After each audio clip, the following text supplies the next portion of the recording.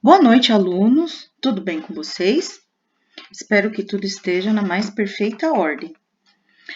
Na videoaula de hoje, nós vamos dar continuidade ao estudo de algumas figuras de linguagem. Como vocês puderam ver anteriormente, vocês têm um material teórico que eu passei para vocês, existem inúmeras figuras de linguagem. Nós vamos trabalhar algumas delas em duas etapas. Trabalhamos 5, anteriormente, vamos trabalhar mais 5 nesse momento aqui, certo? Então, vamos para lá. Qual figura de linguagem a gente vai ver agora? Só relembrando, que figuras de linguagem são recursos que os autores utilizam para dar expressividade no seu texto, para fazer que um texto saia do senso comum e apresente uma linguagem diferenciada, Então, o que a gente vai ver hoje? O pleonasmo. Eu acredito que muitos de vocês já devam ter ouvido falar, e mesmo que não tenham ouvido falar, é uma coisa que todos nós fazemos no dia a dia. O pleonasmo, ele não é uma particularidade só de algum uso específico na língua, como, por exemplo, a poesia. A gente usa muito. Sabe aquela parada lá de subir para cima, descer para baixo? Quando a mãe tá brava, que ela fala assim, menino, entra para dentro, Ou então quando você fala, ai, vamos subir lá em cima comigo, não quero ir sozinha. Então, isso daí é o pleonasmo. Esse tipo de pleonasmo que eu acabei de dar um exemplo para vocês, vamos subir lá em cima comigo, que eu não quero ir sozinha, a gente costuma chamar de pleonasmo vicioso, E por quê? Porque faz parte, é um vício de linguagem que a gente tem, O pleonasmo literário é aquele que é utilizado na literatura, pelos poetas, pelos autores, Mas é tudo pleonasmo. É que quando esses vícios de linguagem são cometidos por nós, que somos populares aí, quando eu digo populares, somos pobres mortais, não estamos aí na categoria dos poetas. Ele é chamado de pleonasmo vicioso. Mas quando você vê o pleonasmo na literatura ele tem uma razão de ser, Ele não está ali à toa. O poeta não cometeu o pleonasmo porque ele é um ignorante. Aquele pleonasmo foi cometido pelo poeta, não foi por distração também. Aquilo ali tem uma função na poesia dele. Então, pleonasmo é isso, é a repetição de palavras, é a redundância, é o subir para cima, é o descer para baixo. Vamos descer lá embaixo comigo. Descer só pode ser para baixo, gente? Ah, sai para fora, só pode ser para fora, Então, esse tipo de uso a gente tem tanto aí entre nós, os pobres mortais, mas na poesia também. Então, vamos dar uma definição bonita aí. Pleonasmo é o uso excessivo de palavras na transmissão de uma ideia, ocorrendo repetição e redundância. Pode atuar como uma figura de linguagem, que é o pleonasmo literário, ou como um vício de linguagem, que é o pleonasmo vicioso, que é o que a gente aí fica dizendo à torta e à direito aí no dia a dia da vida. Aqui nós temos um exemplo, o primeiro já é um pleonasmo literário. Chovia uma triste chuva de resignação. Ou seja, chover uma triste chuva parece uma parada meio absurda, porque se tá chovendo, é uma chuva mesmo, Então, a gente tem o pleonasmo por essa repetição, chovia uma triste chuva. Quando a gente olha lá fora e tá dando um pé d'água, a gente não fala, nossa, tá chovendo uma chuva. A gente fala, nossa, tá chovendo, Por quê? A gente não comete esse pleonasmo. Mas quando aqui na linguagem literária ele diz chovia uma triste chuva de resignação, ele está querendo dar um valor, é proposital esse pleonasmo que ele comete. Chovia uma triste chuva de resignação.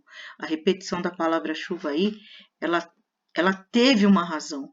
Se era uma chuva de resignação, Era alguém que estava resignado, É alguém que estava ali praticamente derrotado por alguma situação, certo? Agora, me sorri um sorriso pontual. Mas se você sorriu, raios, você sorriu um sorriso. É um pleonasmo. Mas aqui no contexto de Chico Buarque, que é um autor e poeta brasileiro, ainda está entre nós, Me sorri um sorriso pontual. Parece que ele ficou feliz com alguma coisa que aconteceu. É como se esse sorriso fosse um presente para ele. Quando ele fala me sorri, um sorriso pontual, parece que é a comemoração de alguma vitória que ele teve aí, de alguma coisa que aconteceu, né? E que foi do agrado dele. Né? Quando você vê alguma coisa assim, se dá aquele sorriso de satisfação. Aquele sorriso pontual é algo que ele estava esperando muito. Então, aí a gente tem também como pleonasmo literário, porque está dentro da linguagem literária, dentro da linguagem poética, certo? Agora a gente vai ter aqui, ó. Você quer subir lá em cima comigo? É uma coisa que a gente fala, né? Você quer dar um rolê lá na padaria, aí você chama lá quem tá. E aí, quer subir lá em cima na padaria comigo? Ué, subir lá em cima, Cristo, só pode ser lá em cima, né, gente? É pleonasmo por isso, porque ninguém sobe para baixo. Ninguém sobe lá embaixo, né? E ninguém desce para cima. Por isso que é pleonasmo. Mas a gente usa no dia a dia. Não dá para dizer que está errado, né? É um vício da linguagem do dia a dia. Aqui embaixo, olha esse último aqui, ó. Esse último exemplo, ele é mais sutil, assim. Tive uma surpresa inesperada. Ué, mas se for alguma coisa esperada, deixa de ser surpresa, não é isso? Se acontece alguma coisa que você já estava esperando, deixa de ser surpresa. Então, quando a gente fala surpresa inesperada, é pleonasmo. Porque se você tivesse esperando, não ia ser surpresa. Quem é que vai ficar surpreso com algo que sabia que ia acontecer? A gente fica surpreso com algo que a gente não sabia que fosse acontecer. Mas surpresa inesperada é sutil, né? Eu acho que o subir para cima, descer para baixo, são pleonasmos assim mais fáceis da gente visualizar. A surpresa inesperada parece até que é correto, que não tem pleonasmo, né? Mas tem, porque para ser surpresa tem que ser inesperado mesmo, né? É redundante você falar surpresa inesperada. Toda surpresa é inesperada. Se ela for esperada, se você estiver esperando que ela aconteça, ela deixa de ser surpresa. Então, o pleonasmo é isso. Acho que ficou claro para vocês. Né? Não é uma parada muito difícil de entender essa daí, não, né? Vamos para outra figura de linguagem, o paradoxo. Aí a gente vai ter que ser gigante. Não é que é difícil, não. Mas é um negócio bem legal. Então, o que é o paradoxo? Na verdade, vou dar uma definição simples para vocês. Ele é utilizado na linguagem poética, né? A gente vai ver somente na linguagem poética. E o paradoxo é quando você tem, aparentemente, quando você lê um verso, por exemplo, aqui que a gente está falando, aqui o exemplo é de verso, né? É de estrofe de poema. É quando você olha e você, nossa, mas isso é contraditório, como pode? Né? É quando você olha e você vê que tem a representação de uma ideia contraditória. É como se eu dissesse assim: quanto mais eu saio na chuva, mais seca eu fico. Ô raios, mas saiu na chuva e ficou seca? Que mistura de nada com não sei o que é esse trem? O paradoxo, se a gente for olhar sem analisar, sem levar em consideração a linguagem poética, ou seja, se a gente não levar em consideração a intenção do poeta ao ter dito, a ter, na verdade, construído esse paradoxo, a gente vai achar que não tem nada a ver. Mas, na verdade, tem tudo a ver com a poesia. É que a olho nu parece que não fez sentido. Então, o paradoxo é quando uma ideia parece não fazer sentido. Vamos olhar aqui 3 versos clássicos desse autor Luís Vaz de Camões, que é um poeta português, né? É um poeta que fez um poema de 9.524 versos, né? Entre outros poemas, não é esse. Ele tem um poema que se chama Lusíadas, que conta a história do povo português. Esse poema tem mais de 9.500 versos.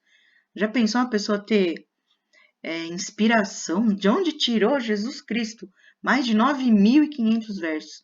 Então, ele é autor de vários poemas e é um ícone da poesia. Quando a gente fala assim, em poeta bom, a gente está falando de Luís Vaz de Camões, tá? Aí, tem um poeminha dele que é legal. Ele diz assim, ó: o amor é fogo que arde sem se ver, é ferida que dói e não se sente, é um contentamento descontente. Parada! Como é que a ferida que dói não se sente? Se tá doendo, como é que eu não sinto? É um contentamento descontente. Ou tá contente ou não tá contente. Então, se a gente for analisar friamente, assim, sem refletir, se a gente olhar, pá, de impacto, só ler cada verso, cada linha de um poema é chamado de verso, só pra gente relembrar isso. Se a gente olhar, é uma mistura de nada com não sei o quê. Uai, se é ferida que dói, como é que eu não tô sentindo? Se é um contentamento, como é que tá descontente? Se é fogo que arde, mas eu não tô vendo, que história é essa? Na verdade, gente, ó, esse poema é maior do que só esses 3 versos, tá? Eu peguei esses 3 para exemplificar, para facilitar a vida da gente aqui na explicação. Mas nesse poema, o que acontece? O Luiz Vaz de Camões, ele tenta definir o que é o amor. Qual que é a grande conclusão que ele chega? Que a gente não consegue. Amor nasceu para ser sentido, não para ser definido. Você não consegue colocar no papel o que é o amor. Você só consegue sentir. Presta atenção, pensa aí. Quem é que nunca se apaixonou na vida? Se apaixonou feio mesmo. Aquelas paixões assim de arrebatar a gente. Não é engraçado? A gente tá sofrendo, mas a gente continua gostando. Coloca assim, em linhas gerais, por exemplo, se você for num lugar aí e você for maltratado, você não vai voltar mais. Por quê? Você vai ser maltratado, você vai ser humilhado. Opa, nesse lugar não volto mais. O que essa pessoa está achando que eu sou? Você vai num lugar lá, numa loja de qualquer lugar, uma loja de rua, ou quiser impressionar um pouquinho, vai na loja de shopping, chega lá, o cara te trata mal. Você vai voltar? Você não vai. Ninguém quer apanhar, gente. Mas e o amor quando a gente está apaixonado? Você está apanhando, você está gostando. Quando eu digo apanhar, pelo amor de Deus, não é no sentido físico, tá? Que apanhar fisicamente ninguém gosta, né? Pelo menos eu nunca apanhei e nem vou apanhar porque eu revido antes, mas até aí tudo bem. Quando eu digo que a gente apanha, é que assim, a gente está sendo rejeitado, mas a gente continua gostando. Se você chegar numa pessoa assim, está muito apaixonado, aí você fala, eu gosto muito de você. Aí a pessoa, olha, eu sinto muito, mas eu não gosto. Aí você fala, ai que bom, tá ótimo, tchau, boa sorte. Você vai deixar de gostar da noite pro dia? Você leva fora e você continua gostando. Não é contraditório isso?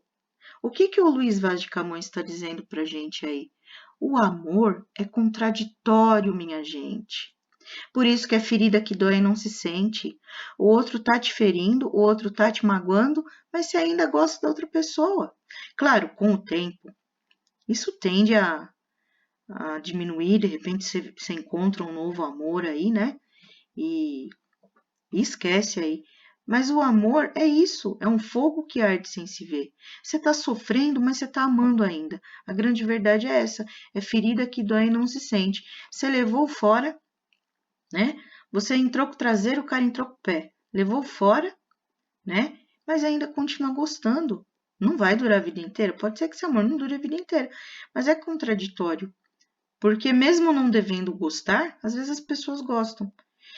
Então, o paradoxo é muito importante que vocês entendam isso. Ele é um jogo de palavras, aqui eu tenho um jogo de palavras, quando ele fala o amor é fogo que arde sem se ver, é ferida que dói e não se sente, é um contentamento descontente. Tá vendo como ele joga com as palavras? Mas ele é um jogo de palavras que contém ideias opostas. Então, o que a gente pode dizer? Que não é exatamente um jogo de palavras, é um jogo de ideias opostas, porque aparentemente, se a gente não interpretar esse poema de acordo com a visão do autor, você acha que não faz sentido. Porque não faz sentido. Se a ferida está doendo, como eu não sinto, né? Se isso é um contentamento, por que eu estou descontente? Então, se a gente for resumir, presta bem atenção agora. Paradoxo. Se a gente for resumir, é um jogo de ideias opostas, é um jogo de conceitos, olha aqui, está escrito aqui pra gente, ó, é um jogo de conceitos contraditórios. É quando você vê e aparentemente não faz sentido. Olha aqui, outros exemplos, tá? Esse é do Vinícius de Moraes, que também é autor, muito muito mais recente do que, apesar de Vinícius de Moraes, já, já, já faleceu, né? Acho que ele faleceu na década de 80. Mas é um negócio que está próximo da gente. Camões não. Camões é 1500 e lá vai pedrinha. Né? Tem aí séculos e séculos que ele fez esses versos. E é engraçado, né? Quantos anos tem essa poesia? 600, 700, sei lá quantos anos. E o negócio é válido até hoje, né? Olha que gênio. O Vinícius de Moraes é mais recente. Ele morreu em 1900, já é aqui mais próximo. 1980 e pouco, acho que ele morreu. Mas ele criou aqui versos que também falam de paradoxo. Sendo a sua liberdade, era a sua escravidão.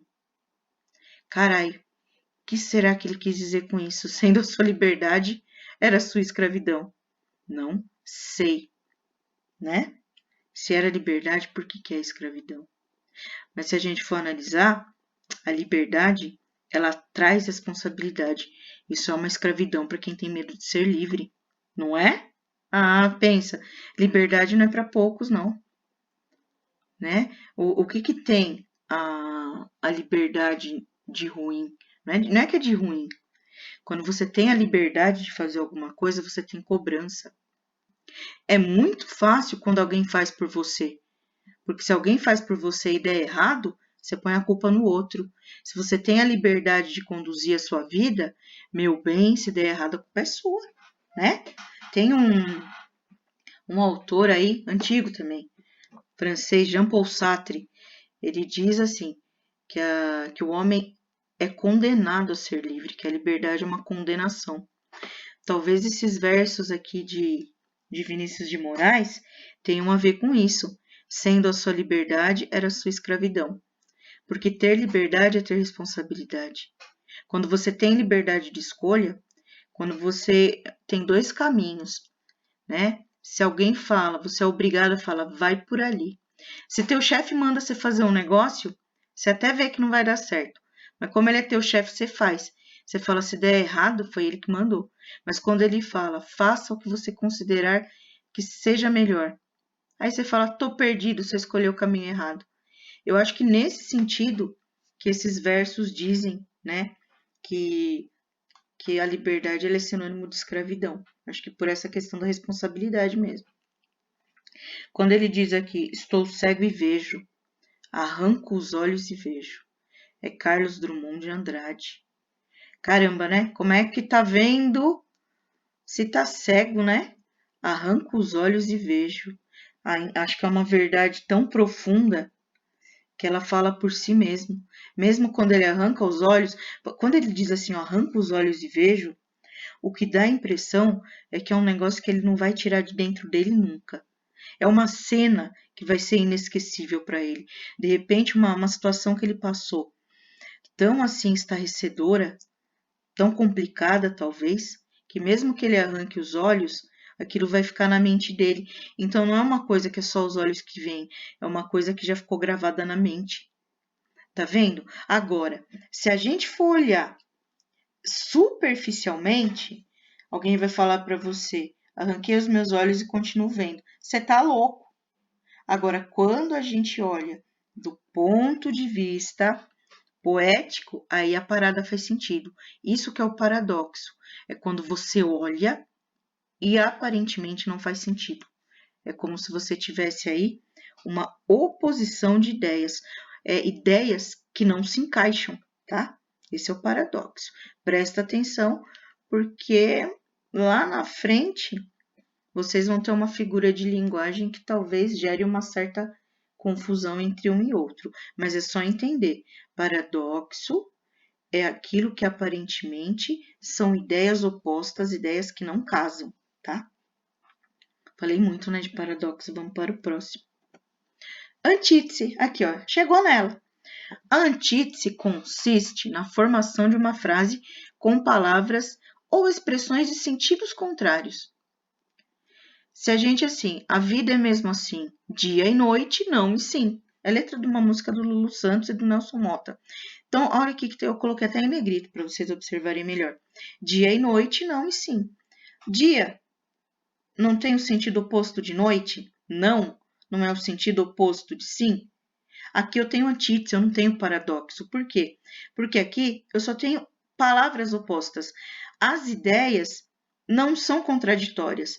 Quando eu digo a vida é mesmo assim, dia e noite, não e sim, eu estou querendo dizer que na vida, às vezes a gente está por cima, às vezes a gente está por baixo. Então, as ideias aqui, elas não parecem ideias que não fazem sentido. Aqui você lê e faz todo sentido. O que eu tenho aqui? Ele só optou por fazer o verso dele utilizando palavras de sentidos opostos. Dia é o sentido oposto à noite, e não é um sentido oposto de sim. Mas as ideias, elas não são uma mistura de nada com não sei o que. As ideias estão corretinhas aí. Não faz a gente parar para pensar muito, entendeu? Essa daqui também é uma letra de uma música de Vinícius de Moraes. Tristeza não tem fim, felicidade sim. Ué, é verdade mesmo. Às vezes parece que a tristeza não tem fim e a felicidade parece que vai embora, né? Então aqui eu tenho um jogo de palavras opostas e não de sentidos opostos, de ideias opostas. As ideias não são opostas. É correto dizer que muitas vezes a tristeza não tem fim, mas parece que a felicidade sim. Aqui eu só tenho um jogo de palavras opostas. Por quê? Porque tristeza é o sentido oposto de felicidade e felicidade é o sentido oposto de tristeza. Não tem nada aqui que sai fora do controle, entendeu? Então, é só um jogo de palavras opostas. Não é um jogo de ideias opostas. O paradoxo parece que ele é um jogo de ideias opostas, né? Não faz sentido se você não analisar profundamente. Aqui não, aqui fez sentido, mas eu percebo que ele optou por fazer os seus versos com palavras de sentido oposto, só palavras, não ideias. Isso é antítese. É bem bacana que vocês consigam entender a diferença entre antítese e paradoxo, correto? Mais para frente em literatura vocês vão precisar muito disso para analisar poemas, certo? Não é uma promessa, é uma verdade, não é uma ameaça. Vocês vão precisar saber disso. Vamos lá. Agora aqui eu coloquei para vocês a diferença entre antítese e paradoxo só para reforçar, é porque o professor é chato mesmo e fala a mesma coisa 20 vezes, né? A antítese, ela representa um jogo de palavras opostas. Há um exemplo aqui. O frio da noite não combinava com o calor daquela discussão. Não tem nada de esquisito aqui. A noite estava fria, mas a discussão ali estava acalorada. Então, aqui eu só tenho um jogo de palavras opostas. Frio e calor, porque calor é oposto de frio e frio é oposto de calor. Mas, de resto, é um enunciado tranquilinho. Ó. O frio da noite não combinava com o calor daquela discussão. Já o paradoxo representa um jogo de ideias opostas. Ideias essas que, em primeiro impacto, parecem contraditórias. Por que em primeiro impacto? Porque depois que você analisa, você até vê que tem a ver com a poesia. Aí eu repito o mesmo exemplo lá do paradoxo. O amor é fogo que arde sem se ver, é ferida que dói e não se sente. Então aqui vocês têm a diferença entre paradoxo e antítese para reforçar um pouquinho mais. Vamos para a próxima figura de linguagem. Aliteração. A aliteração, ela é a figura de linguagem caracterizada pela repetição de sons consonantais, de sons de consoantes. Aí você fala, caramba, mas por que um poeta vai querer repetir o som de uma consoante? Meu, tem cara que é tão gênio, vou falar de uma poetisa para vocês, já morreu também, ela é do século XX, né? E a Cecília Meirelles. A poesia dela, se você lê em voz alta, você percebe como ela é sonora. Então, qual que era a parada aí da Cecília Meirelles? Ela fazia muito reflexões sobre o amor, reflexões sobre a vida. Para ela, o mar era metáfora da vida. Né? A gente viu metáfora lá na outra videoaula, né? O que é a metáfora da vida? Porque ela fala assim, que o movimento do mar é igualzinho o movimento da vida e o movimento da vida é igualzinho o movimento do mar. Pensa só. Pensa que você está lá no mar. Se você observar o mar de frente. Não vai vir a onda? Vem a onda com tudo, com tudo, com tudo. Aí a onda morre, ela quebra. Aí o que acontece? Aquela onda quebrou, parece que o mar se renova, vem outra onda, o mar se renova, vem outra onda, diferente do movimento do rio.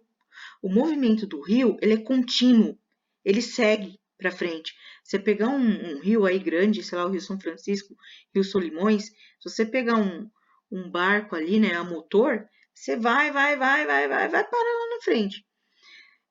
Você observa que as águas do rio, elas têm aquele movimento contínuo, que só vai para frente o movimento do rio. O movimento do mar, não. O movimento do mar, ele se refaz a cada vez que a onda quebra. A onda quebra, esse movimento se refaz, volta com onda de novo, volta. Percebe que o movimento do mar é circular. Por que ela fala que a vida é como o mar? Porque é mais ou menos isso. Percebe como a vida ela é feita de ciclos. Você termina um ciclo, você começa outro. Você termina um ciclo, você começa outro, né?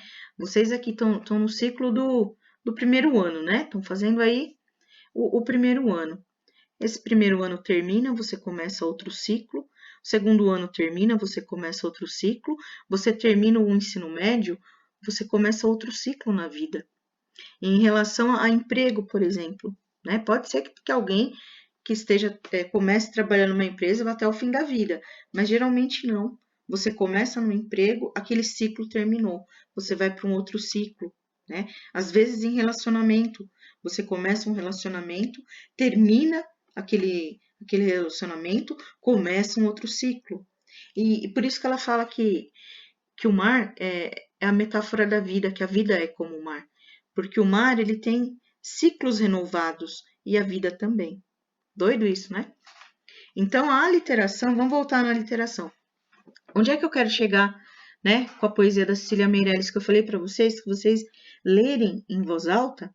É uma poesia que ela é sonora. Por exemplo, para repetir, né, para exemplificar o som do vento, sabe aquele vento que você escuta, né? Então, quando ela tá falando a poesia sobre vento, e quando você lê em voz alta, você fala, caramba, quando eu leio a poesia, eu reproduzo, né, com a minha leitura, o barulho do vento. Olha que doido. Vamos ver um exemplo prático aqui, ó. Quem com ferro fere, com ferro será ferido. Percebe como existe a repetição da consoante F? Lembra? Vogal é A, E, I, O, U. Consoante é todo o resto das letrinhas. Então, quem com ferro fere, com ferro será ferido. Aqui você tem a repetição da consoante F. Isso é uma aliteração, tá? Quando você tem aqui, ó, o sabiá não sabia, que o sabiá sabia, que o sabiá não sabia sobiar. Você tem a repetição da consoante S, do som de S. Agora aqui, voou o vento, é a voz do vulcão vivo. A repetição da consoante V. E aqui, o que todo mundo conhece, né? O rato roeu a roupa do rei de Roma. Alguns chamam de trava-língua, né? Mas é uma aliteração. O rato roeu a roupa do rei de Roma. Esse R repetitivo dá a impressão que até o ratinho roendo, né? O barulhinho do dentinho lá comendo a roupa do rei. O rato roeu a roupa do rei de Roma. Então, vocês estão percebendo que em todos esses exemplos existe forçadamente a repetição de uma consoante. Nesse exemplo, a repetição do F. Nesse exemplo, a repetição do S. Nesse exemplo, a repetição do V. Nesse exemplo, a repetição do R. Essa repetição de consoante é chamada de aliteração. E na poesia, muitas vezes essa repetição vem, não é para fazer graça, não. Não é para ficar só bonito. É porque essa repetição, ela ajudou o poeta a construir todo o sentido da poesia, né? Toda a poesia, ela é construída de uma maneira muito bem pensada, de uma maneira muito engenhosa. Todo poeta é um gênio, gente. Coisa não é fácil, não. Vamos para a próxima? E agora aqui nós temos a ironia. A ironia, o que ela acontece? Ela se utiliza de uma frase, de uma expressão, né? Para representar exatamente o oposto do que você quis dizer. Por exemplo, quando a gente tiver, se Deus quiser em breve, a gente estiver na aula presencial. Aí um de vocês chega lá meia hora atrasado. Que beleza. Aí eu falo, bacana, né? Chegou atrasado meia hora. Ué, é bacana chegar atrasado meia hora? Não é bacana, né?